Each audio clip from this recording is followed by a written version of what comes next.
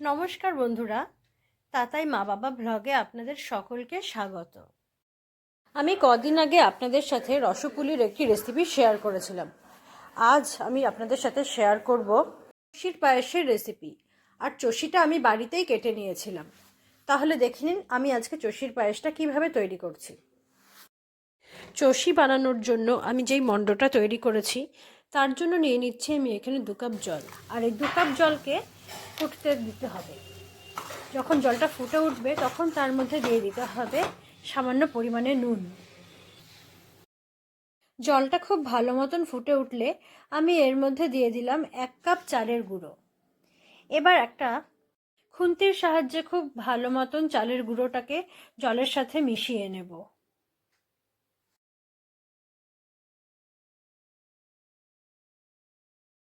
জলের মধ্যে চালের গুঁড়োটা খুব ভালো মতন মিশে গিয়ে একটা ঘন আকার তৈরি হয়েছে।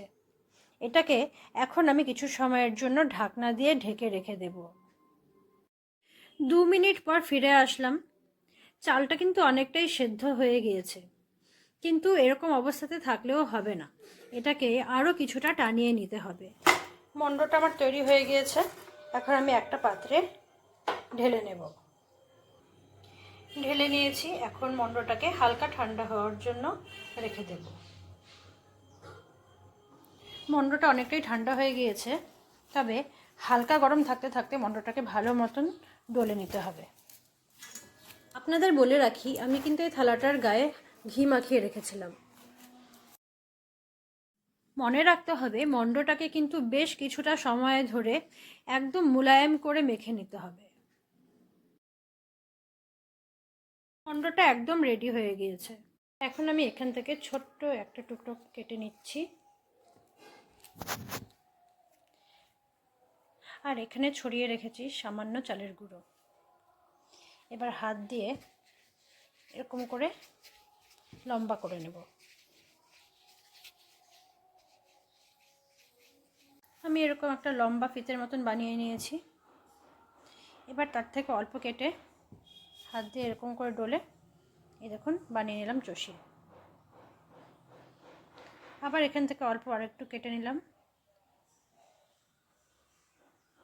তারপরে হাত দিয়ে এরকম করে ডলে আবার বানিয়ে নিলাম। এভাবেই সবগুলো চষিকে বানিয়ে নিতে হবে।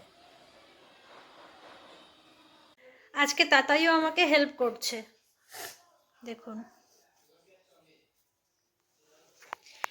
এতটুকু আমি আর তাতাই মিলে করলাম। এখন বাকিটা করে তারপরে ফিরে আসবো আবার আপনাদের সামনে।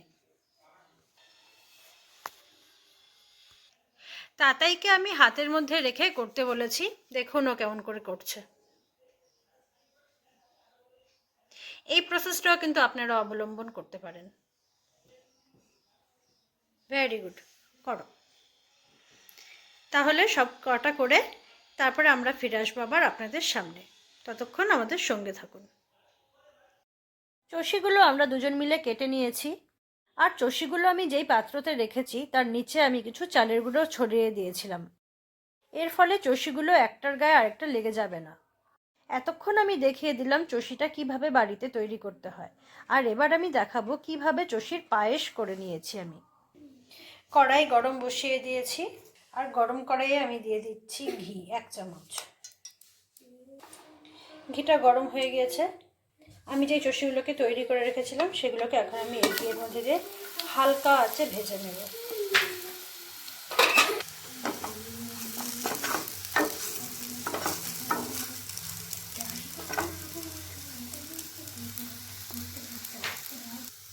আপনারা চাইলে ঘি দিয়ে নাও ভেজে নিতে পারেন, কিন্তু আমার মনে হয় ঘি দিয়ে ভাজলে গন্ধ এবং স্বাদ দুটোই খুব ভালো হয়।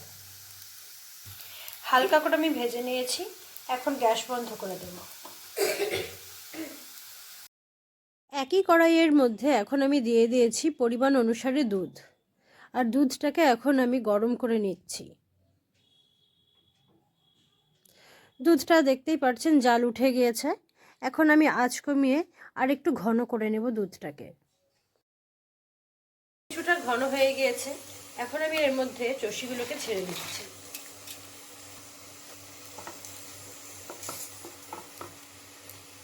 চষিগুলোকে দুধের মধ্যে এখন খুব ভালো মতন সিদ্ধ করে নিতে হবে।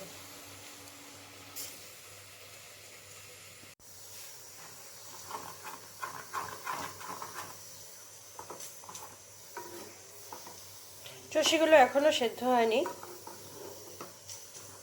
আমি চষিগুলোকে খুব ভালো মতন সেদ্ধ করে নেব। দুধটাও ঘন করে একদম ক্ষীরের মতন করে নেব। দুধটা অনেকটাই ঘন হয়ে গিয়েছে। আমি আঁচটাকে একটু কমিয়ে এখন এর মধ্যে দিয়ে দিচ্ছি চিনি।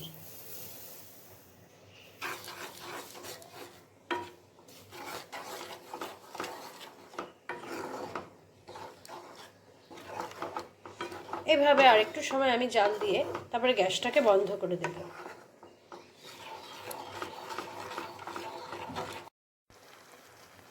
দেখতেই পাচ্ছেন দুধটা একদম ক্ষীরের মতন হয়ে গিয়েছে। এখন আমি গ্যাসটাকে বন্ধ করে দেব। আপনারা চাইলে এর মধ্যে এখন এলাচের গুঁড়ো দিয়ে দিতে পারেন, কিন্তু আমি এখানে এলাচের গুঁড়ো দিব না। দুধটা ঠান্ডা হয়ে গেলে আমি উপর থেকে খেজুরের গুড় দিয়ে দেব। দুধ ঠান্ডা হয়ে যাওয়ার পরে খেজুরের গুড় দিলে দুধটা কাটে না। অনেক সময় দেখা যায় গরম অবস্থাতে খেজুরের দুধ দিলে দুধটা কেটে যাওয়ার সম্ভাবনা থেকে যায়। পায়েসটা হালকা ঠান্ডা হয়ে গিয়েছে। আমি এখন উপর থেকে ছড়িয়ে দিচ্ছি খেজুরের গুড়।